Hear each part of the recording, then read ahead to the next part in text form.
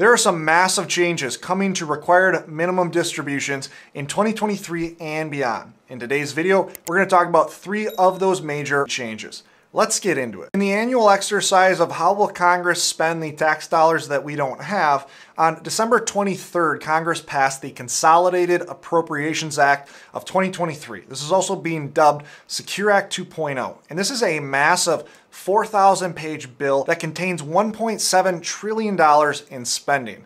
Now, there are a lot of different retirement-related changes as part of this bill. I plan on recording a series that talks about a lot of these changes in individual videos. In today's video, I want to focus on these RMD changes because I think this is one of the biggest changes that's part of this bill. Now, the biggest of these RMD adjustments comes in the changing of the age you must begin your RMDs. Now, this is all going to be tied to your birth year. And so if you're someone who was born 1950 or earlier, your RMD age will be 72, or 70 and a half if you began those RMDs prior to 2020. So if you were born 1950 or earlier, there really aren't going to be too many major changes coming to when you file for your RMDs.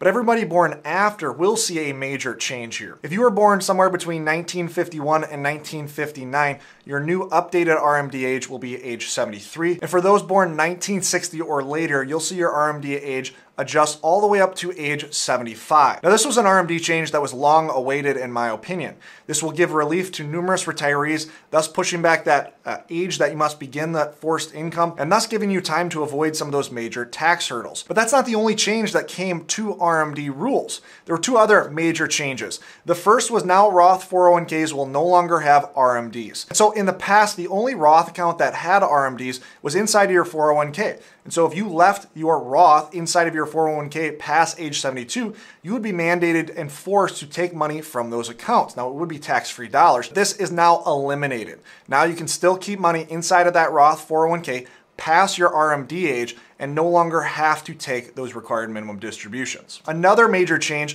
was changing the penalty for mistaking your RMD. Now, this is one of the worst penalties we've seen within the IRS code. Let's say previously you had a $10,000 RMD that you had to take in any given year, and you messed up and only took $8,000 of that RMD.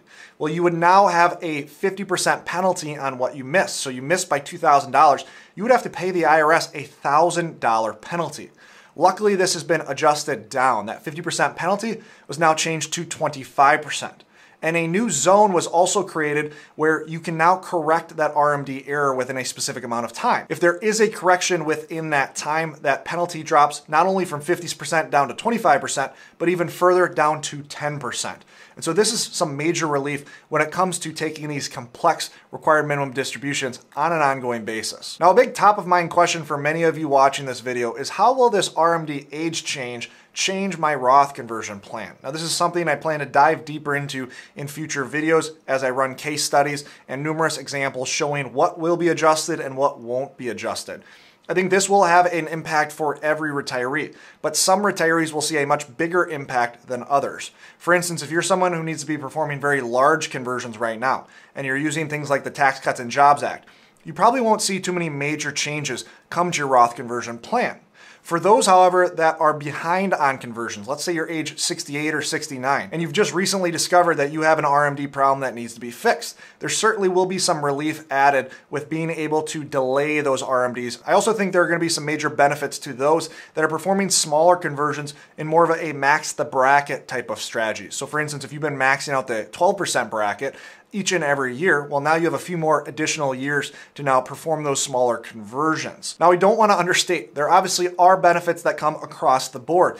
Everybody being able to delay those forced withdrawals a few more years will translate to tax savings any way you slice it. But know that for a large portion of retirees, this will not make past Roth conversions a bad idea. This will not make future Roth conversions a bad idea. There still will be required minimum distributions.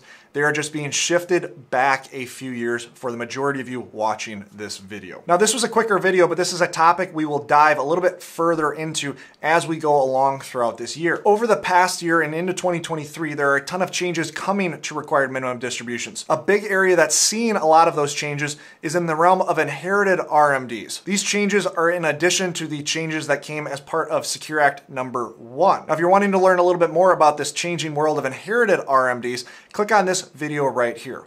Always remember, you don't need more money, you need a better plan. Thanks for watching.